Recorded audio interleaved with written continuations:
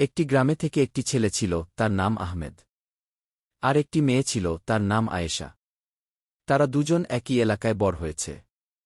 ধীরে ধীরে তাদের মাঝে কথা শুরু হয়, আর একসময় তারা একে অপরের প্রতি অনুভূতি অনুভব করতে থাকে। তারা বুঝতে পারে তারা সম্পর্কে জড়িয়ে গেছে। কিন্তু আহমেদ ছিল আল্লাহভীরু ছেলে। একদিন সে আয়েশাকে বলল, আমরা যা করছি সেটা কি আল্লাহর সন্তুষ্টির জন্য ঠিক? আয়েশা চুপ হয়ে গেল। সে বলল, আমি চাই না আমাদের ভালোবাসা হারাম পথে যাক। তখন আহমেদ বলল, যদি আমরা সত্যিই একে অপরকে সম্মান করি, তাহলে আমাদের ভালোবাসা হালাল পথে নিতে হবে। বিয়ের আগে সীমা রক্ষা করতে হবে। আয়েশা তার কথায় রাজি হল।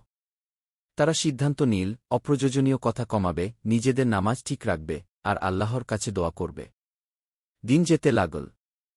তাদের সম্পর্ক আগের মতো আবেগের ছিল না, কিন্তু ছিল গভীর সম্মান আর